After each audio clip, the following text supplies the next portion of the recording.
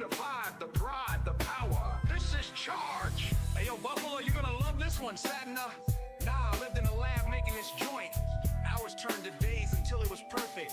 Bill's Mafia in the house. It's the Queen City anthem, built on grit and grind. Buffalo style, yeah, one of a kind. Snow falling heavy, but the fire burns bright under them stadium lights. The Mafia ignites, we hold it down, loyal through the pain. Every snap, every hit, it's the charge we sustain. From the fans to the field, it's more than a game. It's a family, a legacy, remember the name.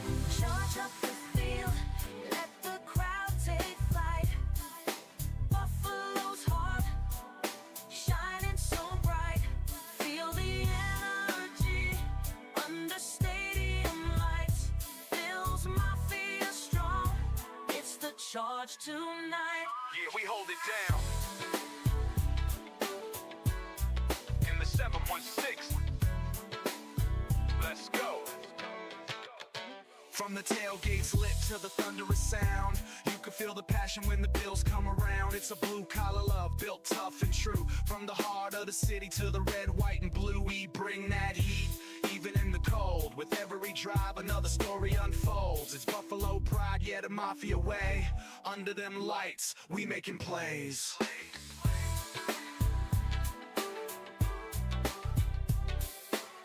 You feel that? That's Buffalo pride. Every fan, every play. This city rides. We built this together. We'll never fall. Bill's Mafia forever. We answer the call. Through the highs and lows, we stay in the fight. Buffalo strong, yeah, the future is bright. Charge up the field, let the crowd take flight. Buffalo's heart, shining so bright. Feel the energy under stadium lights. Bill's Mafia strong, it's the charge tonight. Yeah, we hold it down. In the 716. Let's go. Let's go.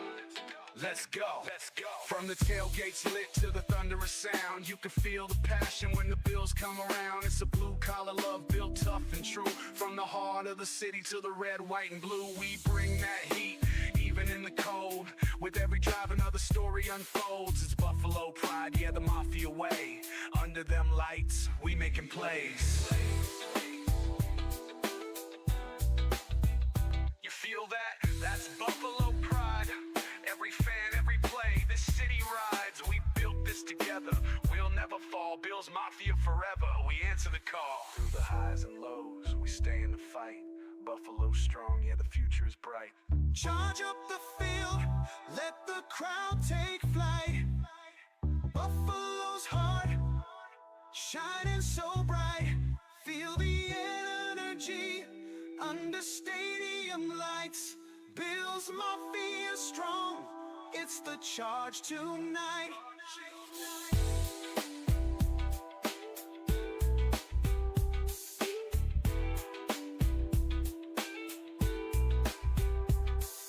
Hot on the mic, bringing it straight from Western New York to the world. This is Charge with Thomas and Sterling. Bill's Mafia, stand tall and proud. We got this.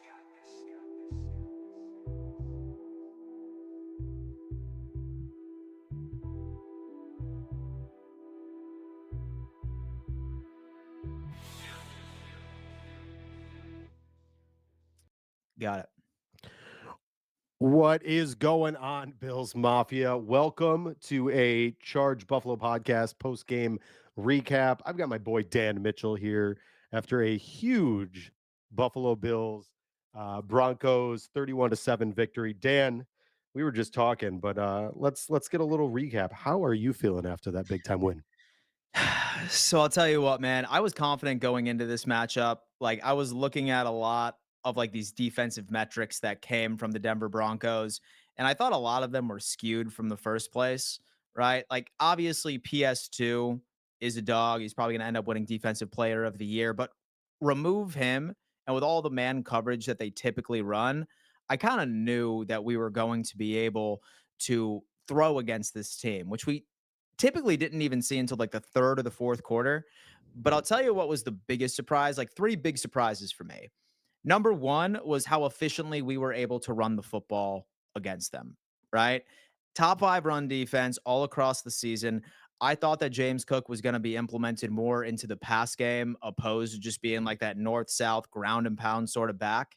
But that's exactly what he was. And me and you were just joking about this on my channel where I was just like, dude, like, everyone on the face of the planet is talking about Derrick Henry and Lamar Jackson over in Baltimore right now, but maybe we have a splash and a preview of what we can expect from James Cook because the guy is just on a new level.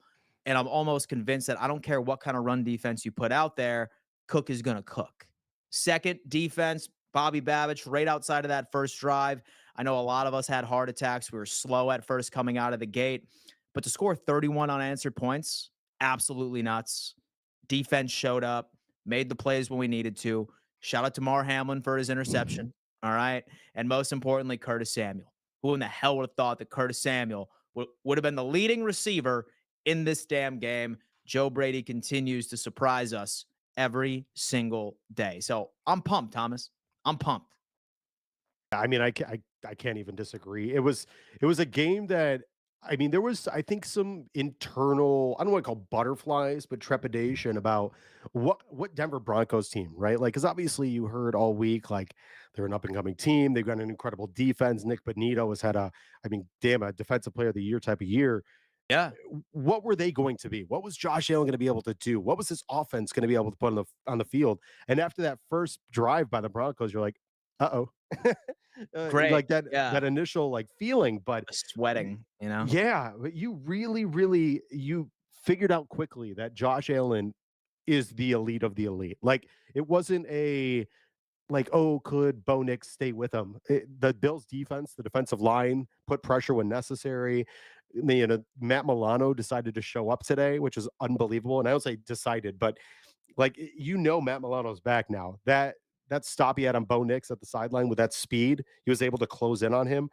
Yeah. That's old Matt Milano. You have him back. Like all the facets that you wanted to see showed up today, which was impactful, but also it's just like a precursor of what you need to see moving forward, which, speaking of, we know that we're going into some, I want to say uncharted waters, but this is a very different Ravens team.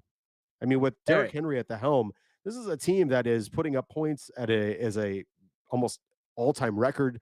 You've got Lamar Jackson having a potentially MVP type season. What does today tell you, Dan, that or does it give you enough information to feel like you're confident heading into this next week? So I feel like my confidence is based off of the confidence that Buffalo has been showing since that two-game skid that we suffered at the beginning of the season. I still feel that we were still trying to figure out exactly what worked for us offensively and defensively toward the beginning. Hence why we dropped one to Houston, we dropped one to Baltimore ultimately. But now, and something that I have been saying, while I feel a hell of a lot more confident about this matchup, is number one, we're at home. We are undefeated at home. That is an absolute fact, something that I am holding close to myself. And then number two, like we touched on already, everyone loves to shove it in our face that Derrick Henry ran for over 200 yards against us on week 4. The problem here is that in that matchup specifically, we were missing out on 4 key players, right? You had Cam Right. Lewis being number 1, Taron Johnson, Terrell Bernard, and Matt Milano was still on the damn IR at that point. We also touched on the fact that when it comes into Derrick Henry as well, Sean McDermott's resume has done an actually great job at limiting him outside of 2 games that Sean McDermott's defense has gone up against him. Several 50, 60 yards, 2 over 100. I'm hoping that it picks back up and we go from there. Then afterwards, we also had a lot of injuries on offense. Like we had Khalil Shakir out there playing on damn one leg Oh yeah. against the Baltimore Ravens. We didn't have Amari Cooper out there. This Ravens team has shown signs of struggle in the secondary. They've cleaned it up as of late, but now I think with all of these new threats around, God forbid that Curtis Samuel can come back out there and also be like a solid wide receiver 4 for us. I think this game is going to be a hell of a lot different. Yeah, and just like you said, it's one of those moments where you don't have to realize, like in the past years, when Stephon Diggs wasn't doing well, you had to hope that Gabe Davis could really elevate his game. It never happened, but you had to hope for it. Now, if you don't have Amari Cooper, which you didn't, and you didn't Yeah. have a Keon Coleman, which you didn't. Granted, they both had a Well, he couple was out too. impactful plays. Oh, yeah, yeah, yeah. So was Coleman out that game as well? No, I'm talking about like Okay. today. Like Oh, today, yeah, you yeah, you're right, had you're right, you're right. both of them as well. You didn't have Amari Cooper. Keon Coleman was the leading receiver, but like Yeah. all for naught. And you're talking about a situation like today where you don't have to worry about who's going to show up or who's not going to show up. Like Matt Collins. Like I'm sorry. I absolutely love Matt Collins. Me And too. I know all the Huge fan. flair, like the 1990s wrestling shirts with the tassels and stuff and the Yeah. barefoot and the huge hair. Like all the pomp and circumstance with him in training camp. Like it was fun, but it was like, we've seen this before, right? Like, a lot of guys that like show up and they've got all He's a the gimmick guy. machismo. Yeah, Yeah, right. All the yeah. machismo, but the dude backs it up. Had one of the best gunner moments of the entire season against Forgot the about that number one. one, the number one returner in the entire nation. And he put him on his ass. And you Yeah. heard it in the press box. That happened. And then on top of it, he had multiple big time catches in this game. That's what you want, right? Like you want those ancillary options that when all else fails, Josh can go to, because that was the biggest part. I think the Chiefs game in the postseason. Like I was Yeah. talking to somebody earlier who was saying like, "Oh well, McDermott, he fails." All these big time games, somebody has let this team down. Whether it was Trent Sherfield with the 2 drops, James Cook, which he hasn't done this year. He hasn't had many big time drops. Stephon Diggs with that huge drop downfield. That doesn't happen. Josh Oh, trusts his receivers implicitly, and that tells you that now you have an offense that when Josh trusts his receivers, trusts his running backs, the offense just matriculates down the field in such a smooth fashion. yeah. So what was his passer rating today? I thought I saw someone say that he had a perfect passer rating. 135.4. That is nuts, dude. That is absolutely nuts. 77% completion percentage, shy of 300, and probably the craziest throw I think I've ever seen on 4th and 2. Ty Johnson, again, have to give him his flowers for making that play. Yep. But after that was all said and done, it was all Buffalo Bills. I think we just sucked the soul like right out of the Denver Broncos at that point, and they're like, okay, it's completely over. Let's just get back to the drawing board. Mock drafts have like 10 players that are pending free agents. We're gonna have to figure it out later. But it's a great place to be if you're a Bills fan right now. It certainly You should is, because you know that now you've gotten past the first hurdle. And I think there was this like, I don't know, this like tentative sense of feeling that like Bills fans are like, we got to get past this game. We can't lose in the first round. Like you knew the house of cards, man. If you lost the first round, the Wolves were coming. But now you're going in, and it wasn't just, you didn't just beat the Broncos, right? Like it wasn't just like a 17-4. You beat the brakes off the Broncos. You beat the shit out of the Broncos. And that's what you wanted, right? Like in a game like this where the Bills are on paper the more talented team, have the better quarterback, have the seasoned coach. I mean, granted, Sean Payton is a very good coach, but McDermott's been in his house for almost 8 years now. You have everything that should lead you to believe that they are the better roster. Mhm. They showed it. And that's what's Yeah. most important, right? Like at the end of the day, like you could beat a team, but when you allow them 7 points in the first drive and then you put 31 unanswered and that's it, that's a Yeah. hell of a way to tell the NFL, like, go ahead, do what you No. got to do, show off what you got in that first drive. But trust me, Bobby Babbitt, Sean McDermott are going to clamp down, and that's what they've done every single game. N- No, yeah, man. Like honestly, so with the growth of this coaching staff has been incredible. Last year, even dating back with that fake punt with Damar Hamlin in the playoffs, like some several time management issues. I really haven't noticed many game time decisions. Some people might want to be nitpicky about that LA Rams sort of decision that happened a couple of weeks ago, but for the most part, Sean McDermott has seemed to really grow. And whether or not that's that ref that's up in the press box that is allowing him or telling him when to throw the challenge flag, like time management has been absolutely beautiful. I still think, and I speak for most Bills fans here, that if anybody has like any fear of us not being able to take it in the divisional, say that we get past them, then the AFC championship, I still think that in everybody's back of their mind, it's just like, okay, like what time management gaffe is Sean McDermott going to put out there? But I think I can say this with confidence based off of what I've seen so far this year.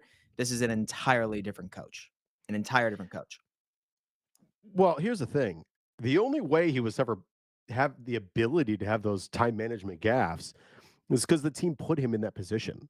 Yeah. If you know, it's almost like the situation, right? Like where you get that bad coworker who's like a pain in the ass, but you do everything you can to insulate him where he's never able to make those mistakes. And like Yeah. this is not, I'm not saying McDermott is that guy, but I'm using this as a pseudo analogy. Yeah. If you don't give McDermott the chance to make those mistakes, he's never going to be put in that position, right? Like, so the Bills now have what they perceive to be the best offense they've had. And I tweeted this earlier. I think this is the best offensive line potentially in the Bills' history. Like, That's I don't think that's it's another crazy to say. I think it's right there with the '90s team. Like, it's what they're gotta doing be. this year is, and here's the thing: this is not a running NFL anymore, right? Like, this is Oh. not when Thurman Thomas was here. Thurman Thomas would have run for 2,500 yards this year on this line. What Oh, they're doing, the probably. lanes they're opening up is just, I Yeah. mean, it's ridiculous. But when you don't put Sean McDermott in the in the driver's seat to make those decisions or make those mistakes, Yeah. you don't have to worry. And the Bills are doing such a good job at not only clamping down, and thank God for him putting Bobby Babich at the helm of the defense, because Babich is just calling the right defense at the right time. But they are getting ahead of teams. And again, I keep mentioning tweeting these things. All I said was, do not allow Bo Nix to dictate the game. You score enough, Yeah. Bo Nix is now at the mercy of whatever the Bills do, and he can't run Yeah. the ball, and you have to put the ball in his hands. Yeah. No, and you know what? Like, you bring up a very interesting point. It was the offensive line because I think all of us even agreed that a big staple of success today was who was going to win in the trenches. And congratulations to the Broncos for sacking Josh Allen for the first time, what, in like, I mean, maybe a year, it seems like, but like Yeah. this was the most least sack QB in the entire NFL. And yes, they had some plays here and there, but first off, like, I really didn't even notice Nick Bonito make like any significant play at all today. I thought that our like line completely erased him. I thought that our line ended up responding, gave Josh Allen almost all the time in the world, even on that sack, right? Like, even on that sack, like, he was in the pocket forever. Like, Oh he yeah. was sitting there looking for an open receiver. Shout out to Denver's secondary, but a good offensive line gives a quarterback 3 seconds, 2.8 to 2.9 seconds to throw the football, like a elite one. And this Buffalo Bills team is giving Josh Allen so many opportunities where like he can go out there flat-footed, shoot a text over to a friend, and then complete a pass at the end of the day. I want to say that I think that might be the best defensive line that we would have faced all playoffs, who is remaining. Now, of course, Baltimore like still has a couple of players that are out there, but if this offensive line is going out there and putting up that kind of performance against the pass rush like Denver's, I really don't think Josh is going to be struggling in the pressure department next week at all. And that goes back to the running game. But Yeah. truly, Yeah. and that's what makes Lamar Jackson so good and his passing game so efficient is when Derrick Henry is humming, they have to rely on making sure Derrick Henry does not go off. James Cook today, and I'm going to bring up the stats. I had it sitting right here just because I wanted to touch on this. Um, James Cook today ran for 120 yards on 23 carries for 5.2 yards per carry and a touchdown. When you're running that efficiently, and he didn't catch a single pass, by the way, like was not part of Wild. not part of the Not passing part of the game. game plan. No, just the running game. That's it. That's all James Cook did, and that was more than enough. When you can do that and run for 5.2 yards per clip, it's hard to beat a team like that Yeah. because you are literally dictating the line of scrimmage.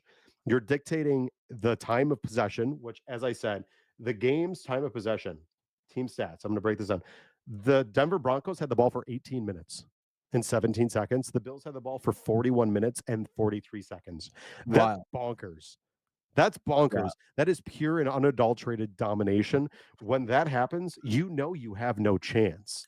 And the Yeah. fact that James Cook did what he did today is another asset of it just makes everything easier. And I think that's what takes like when you're able to do that now, like you were talking about the defense has time to rest. That pass rush now can actually put it, pin its ears back because one, they're in the lead, but two, they actually don't have to go out every 3 plays. There's not a 3 and out. Like, defenses like Pittsburgh last night was getting gashed because every other time Russell Wilson go out there and they're done 30 seconds later. And now they have to, take a gasp and hopefully get back out there, have some Pedialyte, and hope to God they don't get beat up by Derrick Henry. Yeah. They didn't have to do that. Josh Allen was like, I got you, boys. Just chill, have a margarita. I got you. And that's what it came down to. Yeah. It's exciting, Thomas. It really is. And so, of course, like you see the media going out there and trying to spin all these narratives like, oh my God, last year the Denver Broncos came in there and really, like made the Buffalo Bills struggle. Don't be surprised if Denver comes out with the upset. I don't think a seventh seed has ever beat a second seed in its existence for the past couple of years. Right now it's 10-0 Eagles and Packers. I was surprised that they were trying to spin that narrative all week. It was nothing but a royal punch in the teeth, but solid win. But I think now all of our attention is turning over to the divisional because as Certainly. of late, that has been the hump, right? Like that has been the hump that we need to go over. I wouldn't even say make it to the Super Bowl because for the past 3 years we've been bouncing the divisional, which Chiefs, Bengals, which is absolutely heartbreaking. Got to get to it. Have to get into Arrowhead. Maybe Houston pulls off a miracle next week. I highly doubt it. God But willing. yeah, God willing would be ideal to have Houston back in there and like go through the teams that actually beat us just to go ahead and beat them in the playoffs and then go all the way to New Orleans. But I think all eyes are on next week. And I wouldn't be surprised if they are deep into the film as we speak right now. This team. Yeah, it's going to be an intriguing matchup, and I guess we can kind of just segue into that before we kind of close up shop, and we'll close this at 6 o'clock, guys. But I do want to say first off, Dan, thank you for joining us, and thank you Of for course. everybody who has tuned in today. Make sure Of you hit course. that subscribe button and rate and review. Means the world. Sterling and Sterling would be here, but he's at a bar in downtown Denver. He He's is an feeling it. infiltrator, but we really appreciate it. We're really excited about what we're doing here and bringing you some great content. We have some awesome friends like Dan out in the media world that really help us kind of get things rolling. But again, make sure you subscribe. Want to thank our sponsor, and I think that if you look at what's going on, we've got the moon is the limit. And I think, another thing, guys, make sure you guys are keeping in tune with Roundtable Sports. What they are doing is Thanks, man. nuts.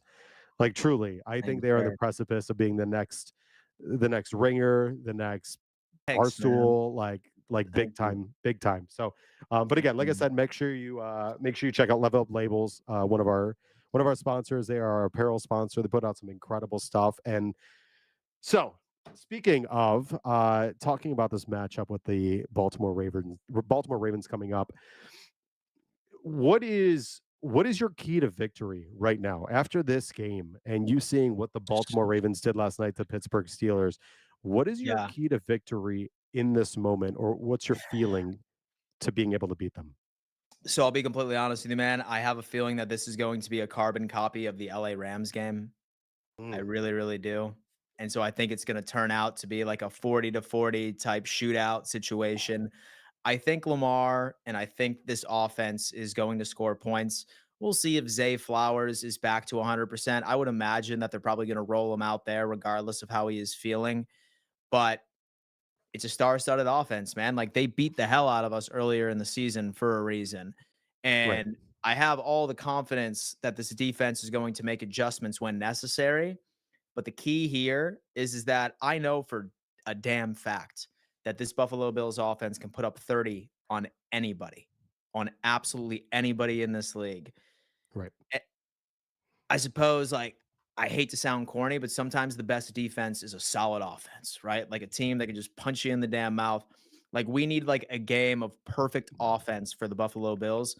I'm talking perfect passer rating, perfect QBR. I'm talking James Cook with another 5.2 yards per carry. I'm talking a unsung hero that steps up and becomes our damn wide receiver number one in receiving yards. At this point, it's probably Quentin Morris at this point, like who needs to step up and be that guy.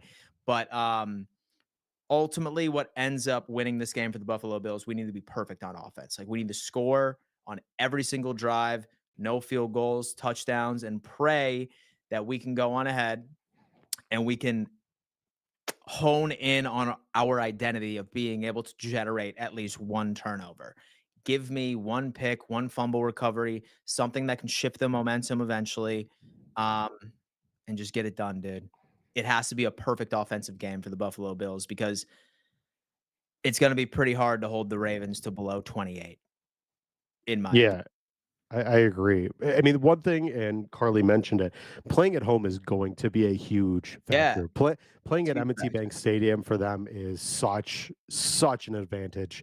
They have a great home field advantage there. They have great fans, albeit a little nuts. And playing Yeah, at Highmark Stadium, I think with the fans in their back, I think the game is going to be it's going to be a classic, unless yeah, it just unless something goes sideways and one team just loses it or there's an injury. Hopefully not, because at the end of the day, I think we all are football fans. Man, I want to see a good matchup, and I don't want to lose. I don't. First off, I don't want to beat the Ravens if something happens, like Lamar goes down or Derrick Henry goes down, because I, I want to beat them clear. I want to me beat too. them 100%, like at their best, because then there's no questions. Their fans can't say a word about how it happened. I think this game is going to be, like you said, turnovers, which we didn't see many today, and that DeMar Hamlin one was not was not an interception. When I looked back and I saw that we were down on the other side of the field, I was Yeah, stunned because it definitely was not. But whatever, I think they just didn't care. Um, but I think the time of possession and the overall who has the most possessions is going to be pivotal. And I think that's why that running game is going to be important, because they're both going to say, "Don't give the ball to the other quarterback." Right. And yeah, you know how good Derek is, or I mean, you know how good Lamar is, you know how good Josh is. The most you can limit them is the best way to really dictate the game. And I think yeah, that's what it's going to come down to. And the other side to it, and you saw this in the Chiefs game in the playoffs last year, you need those ancillary options to impact the game, whether it's Ty Johnson, whether it's Matt Collins, whether like today, Curtis Samuel with that 55-yard touchdown. You need those game breaking type of plays, because that's the that's that's the onus of a very good deep roster, is everybody contributing. When you yeah, have a team that doesn't have that, and you have maybe the top three are good but the back end fails, if the top three aren't contributing, now you're in trouble, because now you're hoping everything is perfect. Whereas if you've got 7, 8 guys that all can contribute and make an impact, you don't have to be perfect. The margin for error is much larger. So I think that's what we're looking at in this game, is just the ability to be able to be a more diversified offense, but also, like you were mentioning, a much better defense. And Dan, let's talk about that. The defense that you saw today, does it give you enough confidence going into a game like the Baltimore Ravens? Can they do enough to stop the Baltimore Ravens? So I think that if we compare the offense of Denver and the offense of Baltimore, I think that that's like sort of comparing apples to oranges there. But again, I do like the fact that we are at a full bill of health. We have our run stoppers at this point, and they are the number one run offense in the NFL. And even reflecting back on what they did to the Steelers yesterday, Right. like it was just ground and pound. It was absolutely nothing. Was Derrick Henry popping off a 30, 40-yard run, or the same thing with Lamar Jackson does as well? This team, while their passing stats are impressive, they throw the ball the second least in the NFL. Like they throw the football the second least in the NFL. So it's all going to come down to massive, massive run stopping. Need Milano to step up, need Bernard to step up, and need all of our DBs to continue the absolute lockdown of what they had today against Denver. It's going to be against better talent, but fingers crossed and hoping for the best. Absolutely. Well, Let's we could call it right here. It is a nice time to end this because I think my wife might kill me. She's taking care of both the little ones right now, and Oh I no. can hear the screaming through these deadened walls. So uh guys, want to thank you for tuning in tonight for a recap. I know a lot of you came over from Dan's channel, and absolutely make sure that you subscribe to his if you're not already. Hit that subscribe, rate, and review over here at my channel. I appreciate it. We will be going live every Thursday night at 8 p.m. And then, like tonight, periodically, whatever happens, if I have the ability and Ian's available, we are going to go live too. So, as always, appreciate you. We will see you this coming Thursday. And if there's anything else, we'll pop on to Go Bills. We'll see you next Sunday. See ya.